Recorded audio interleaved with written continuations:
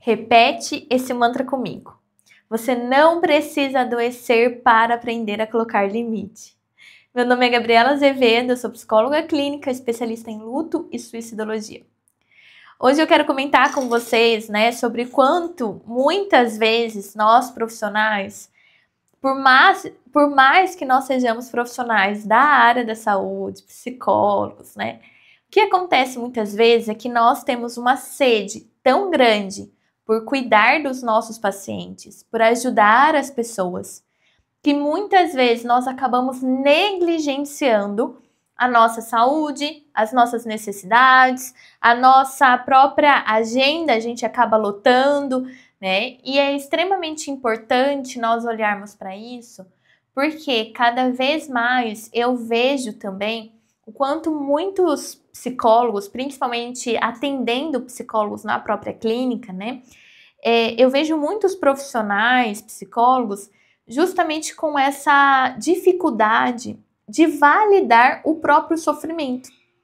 Eu vejo psicólogos profissionais que até mesmo podem indicar para o paciente, a busca ali por um psiquiatra, mudanças nos próprios hábitos, mas a dificuldade do psicólogo em fazer isso ou aceitar quando é necessário.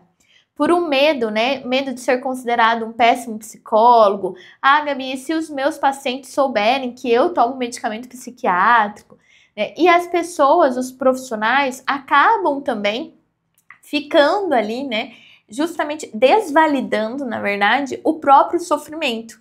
Quase como se, por ser psicólogos, nós fôssemos munidos de nunca sentir dores emocionais, de nunca passar por adoecimentos, por sofrimentos psicológicos. E isso é muito importante da gente comentar, por quê? Porque muitas vezes a gente acaba ultrapassando os nossos próprios limites, e acreditando que, mas olha, eu tô bem, se eu piorar, aí sim eu coloco um limite, aí sim eu fecho alguns horários do meu atendimento, aí sim eu vou para um psiquiatra. Sendo que eu quero que a gente tome muito cuidado com isso, justamente por isso que eu trago esse mantra, que é: eu não preciso adoecer para aprender a colocar limite. E aqui, gente, eu quero até trazer algo da minha própria história. Muitas vezes, por ter uma dificuldade de colocar limites, por uma grande questão de gostar sim tanto do que eu faço, eu amo a psicologia, eu amo o meu trabalho, eu amo atender. Eu sou uma pessoa extremamente dedicada naquilo que eu faço, e eu falo naquilo que eu faço porque até quando eu trabalhava na área de recursos humanos, eu também era uma pessoa extremamente dedicada, ainda não estando na clínica. Só que o que acontece? Às vezes, ser extremamente dedicado quase que se confunde um pouco ali com a nossa dificuldade de estabelecer esses limites para nós mesmos e até mesmo de olhar para as nossas necessidades, Então, quando eu trabalhava em RH ainda, eu lembro que eu já cheguei a ter uma grande questão no rim, uma infecção no rim, não era nem uma infecção de urina, era uma infecção no rim, muito forte, por não beber água o suficiente, Porque se eu tomasse muita água, eu tinha que ir mais no banheiro e não dava tempo, era muito corrido. Isso aconteceu. Também, picos ali de ansiedade. Então, eu lembro descendo ali a escada do trabalho, e sentindo um pouco de falta de ar, o coração mais acelerado. Quando eu fui para a clínica, eu me recordo, e não me recordo com muito prazer disso, com orgulho, não me recordo, que quando eu montava alguns projetos, eu ia lançar um novo curso, eu ia fazer abrir um clube do livro, coisas assim nesse sentido. Eu pegava uma garrafa de café e colocava a garrafa de café em cima da mesa, e enquanto eu estava organizando a estrutura do projeto, eu tomava aquela garrafa de café toda, porque eu não me alimentava bem, eu deixava, muitas vezes de almoçar, e lógico que a alimentação, a comida é uma fonte de energia, e deixando de comer ou deixando de comer a quantidade de proteína correta, eu sentia muito sono, então eu ficava ali à base de café. E eu lembro o quanto muitas vezes eu tinha, aquelas veinhas que estouravam no olho por conta disso também. Então, assim, de fato, eu lembro também de uma grande questão, que era praticamente ali um ataque de pânico, que eu estava com o meu marido num restaurante, assim, e ele perguntou, Gabi, você tá respirando bem? Aí eu não tinha parado pra perceber a minha própria respiração. E daí, a hora que ele falou isso, eu comecei a perceber minha respiração e, logicamente, né, daí começa toda aquela questão, não tô respirando bem, tô tendo alguma coisa, né, que tá totalmente relacionado com o pânico, essa distorção, né, das nossas questões fisiológicas começa a se alterar. Então, tive um ataque de pânico e eu lembro no hospital, né, com a sensação de que muitos pacientes falavam ao meu redor. E nessa época eu atendia mais de 12 pacientes por dia, no atendimento particular, com 1 hora de atendimento cada paciente, né? 50 minutos cada paciente. Então, quando eu olho para isso hoje, eu percebo o quanto isso é insanidade.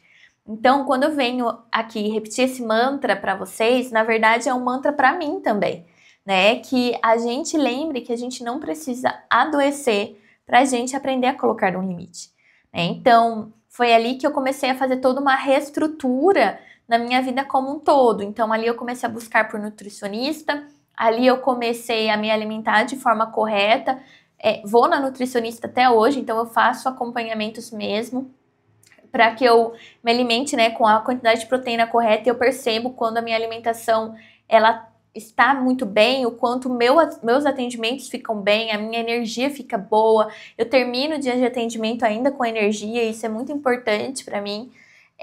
E daí, né, foi ali que eu fui buscar por exercício físico. Eu não sei se você me acompanha nas redes sociais, meu Instagram é @psicologa.azevedo, mas eu faço cross, né, eu faço cross há uns 3 anos, é cross training, mais puxado para um funcional, mas que eu me identifiquei muito, porque eu não gostava de academia, mas ali eu comecei a fazer o exercício praticamente 5 dias na semana, né, então entre 3 a 5 dias na semana. Ali também eu tive uma decisão de sair, de migrar do atendimento presencial para o atendimento online, então eu fui fazendo todo esse preparo dessa migração, pensando justamente, né, porque eu ficava no atendimento presencial, eu já tinha muita dificuldade, eu tenho dificuldade com a questão de comer comida mesmo, né, essa questão da alimentação, eu tive um grande impacto por isso na perda do meu pai, quando eu tinha 2 anos de idade, né, isso me acompanhou por muitos anos. Então, o que acontece? Trabalhar online facilita muito para mim, já ter acesso a uma geladeira, já ter acesso a um fogão, já ter acesso a panela, para que eu realmente coma melhor, né? Porque ficar levando muitos lanchinhos ali pro atendimento presencial não dava muito certo. Então, ter vindo para online também está relacionado a um cuidado meu de saúde física também. O atendimento online, né, também me permitia abraçar outras realidades. Então, já atendi pacientes de fora do país, já atendi pacientes, né, de vários lugares do país, do Brasil, e isso favorece também o valor que você pode cobrar pelos seus atendimentos, né? Porque eu moro numa cidade aqui de interior de São Paulo e as pessoas conseguem pagar até um certo teto. Só que isso também prejudicava, no caso, né? Porque daí eu tinha que atender muitos pacientes para ter uma fonte de renda que sustentasse a clínica como um todo. Pensando que eu sou uma profissional que eu gosto muito de me especializar, né? E a gente sabe que livros de psicologia, cursos, supervisão individual, supervisão em grupo, grupos de estudo, congressos, né? Tudo isso são coisas que requerem um investimento. Fora um bom lugar para você se atender, boas ferramentas que você pode usar, né?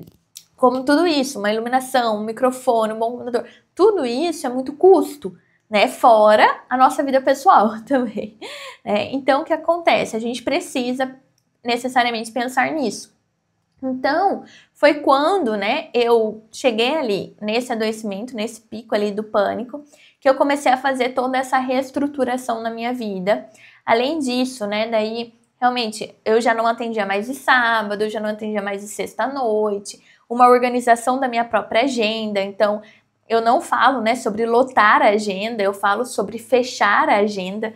Fechar a agenda é uma coisa muito mais saudável, porque você não fica ali, né, com a sua agenda lotada, né? Eu não vou ter 11 atendimentos no dia, 12 atendimentos no dia, né? Hoje eu não tenho mais nem 8 atendimentos no dia, porque eu não considero isso saudável para mim, cada pessoa que faça a sua própria análise, né? Mas olha, era muito diferente o cenário que eu vivia antes, morando numa casa da minha mãe, onde a minha avó lavava, passava, deixava o almoço pronto, e hoje tendo a minha própria casa para cuidar, né? Percebem? Então, assim, eu tive que fazer um ajuste diante disso, né? Porque não dá pra gente ficar só colocando novas tarefas sem tirar algo.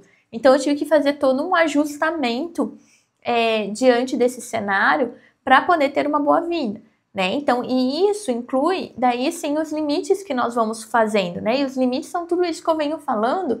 E limites também, por exemplo, da gente ter um contrato com o nosso paciente, de no contrato do nosso paciente ter o dia que ele precisa realizar o pagamento, né? Então, quem paga para mim por pacote precisa ser realizado até o dia 10.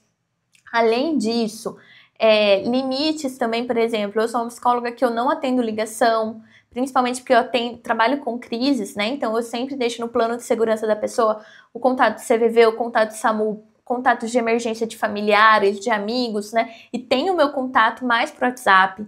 Por quê? Porque às vezes eu vou estar atendendo, às vezes eu vou estar, né, dormindo mesmo, né? Então, o que acontece? Eu sempre trago isso pro meu paciente. Olha, me manda uma mensagem. Se eu não responder na hora, assim que possível eu respondo, e eu respondo mesmo. A partir do momento que eu vejo a mensagem, eu já respondo nesses casos, né? E já antecipo a próxima sessão. Mas isso é um limite, né? E é um limite porque eu também tive que passar por muitas coisas para colocar esse limite. Limite também no sentido de aumento de valor de sessão. Logicamente que isso por trás tem muitas coisas que precisam ser trabalhadas, né? Então aqui, por exemplo, eu invisto em psicoterapia para mim, invisto em supervisão coletiva, individual, invisto em formação, invisto numa mentora de carreira, faço reposicionamento de marca e tudo isso que envolve o próprio marketing, né? Então, assim, é necessário tudo isso para que a gente tenha uma clínica também, em muitos momentos, que seja sustentável, né? Principalmente muitas vezes, né, com esse boom de psicólogos que existem, né, pós-pandemia, excesso de terapeutas também, né? Então a gente precisa de todo esse respaldo, esse cuidado com a gente mesmo. Tem um escritório contábil, eu emito nota fiscal para todos os meus pacientes, né? Então tudo isso são cuidados que, lógico, que eu compreendo que não dá para a gente fazer, às vezes, já no nosso primeiro ano de atendimento. Sou muito consciente disso. Meu primeiro ano de atendimento, eu não tinha uma assistente emitindo as minhas notas fiscais e enviando para os meus pacientes todo final de mês. No meu primeiro ano de atendimento, eu não tinha uma equipe de marketing que organizava o meu YouTube e deixava ele tão bonito como ele está hoje. Não tinha. Eu fui ter esse ano, 6 anos de formado. Mas o que é muito importante, eu sempre tive muita clareza desse crescimento e de olhar a minha clínica como um negócio também, né? Como um negócio, que ela precisa ser sustentável ao longo do tempo. Eu sempre falei isso, desde o começo. As primeiras coisas que eu fui procurar foi psicólogo, foi supervisão, né? Então, há 6 anos, eu estou aqui, né? Mesmo que eu migre ali de psicólogos, eu faço terapia, eu faço supervisão, eu estudo, faço formações, para quê? Para ir consolidando isso. Eu lembro que no começo eu tinha medo de emitir recibo contábil para os meus pacientes, né? E hoje eu tenho um escritório especialista em psicólogos e, além disso, emito nota fiscal para todos os pacientes, né? Então, isso é muito importante para que a gente entenda que, olha, ok, a gente não vai fazer tudo isso logo de cara, porque às vezes o próprio financeiro não consegue sustentar, mas que a gente consiga ir colocando essas estratégias, né?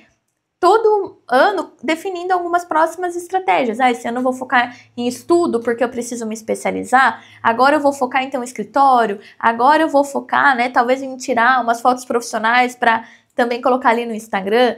A grande questão é que hoje eu percebo que muitos profissionais focam tanto no Instagram e eles esquecem o que tem muito trabalho por trás ali do palco, né? Tem muito trabalho nos bastidores, para que a gente tenha uma vida que seja sustentável na clínica.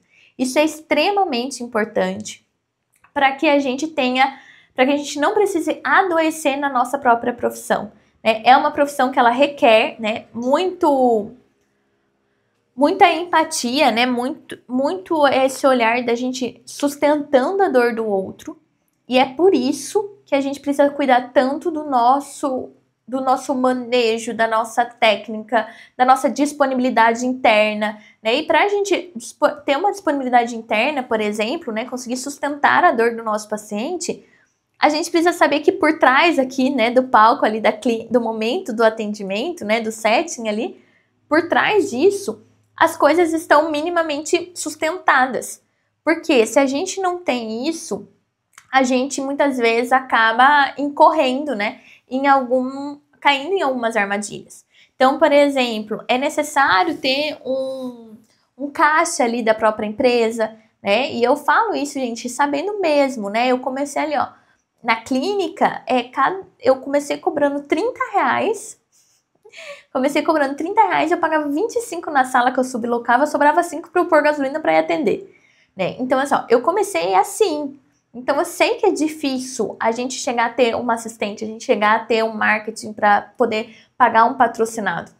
Eu compreendo totalmente isso, né? E eu sei também que existem, né, várias questões. Então, quando eu comecei ali, não era casada, eu não morava sozinha, eu não tinha meus filhos. Então, assim, cada questão, cada cenário é um cenário, né? Conheço profissionais que saíram do RH, começaram na clínica, filhos já crescidos, casamento mais estável, vida financeira mais estável, já chegaram cobrando mais do que eu comecei cobrando. Sei que tem pessoas que vão demorar mais, porque estão chegando em outro cenário. Então, cada cenário é um cenário, mas eu sei que não é fácil fazer toda essa construção e essa consolidação da clínica, dos nossos limites, né, de colocar limite para os nossos pacientes, que dá um medo do paciente ir embora e a agenda cair. Eu compreendo totalmente isso, mas aqui tudo isso que eu tô trazendo é para que a gente entenda que muitas vezes a gente não precisa chegar a um adoecimento, ali se deparar quase com um burnout para a gente aprender a olhar para tudo isso, aprender a colocar limite na clínica, aprender a colocar limite nos nossos pacientes. Cuide de você, né? Se você deseja também aprender como que você pode ir fazendo isso, clica aqui embaixo, tem um grupo VIP exclusivo para psicólogos. Geralmente, as masterclass, os encontros que a gente faz mensalmente também, a gente fala sobre o autocuidado do psicólogo, do profissional. Isso é extremamente importante e valioso. Esses encontros, eles são muito profundos, né? Eu sempre gosto de trazer nesses encontros que eu retiro ali o blazer para que a gente fale de humanidade para humanidade e não de profissional para profissional. Então, são encontros muito valiosos, porque a gente precisa, né, muitas vezes dessa troca também, para sustentar o nosso trabalho, para entender onde a gente pode também melhorar, para que a gente tenha uma boa vida, né? Então, a psicologia não pode nos adoecer. A gente escolheu a psicologia como uma ferramenta que a gente tem para ajudar o outro, porque a gente se preocupa com a boa vida do outro, mas ela não pode ser um motivador para nos adoecer. Cuide de você e cuide dos seus. E se você gostou desse vídeo, já se inscreve no canal, curte esse vídeo e comenta aqui aonde que esse vídeo mais te tocou.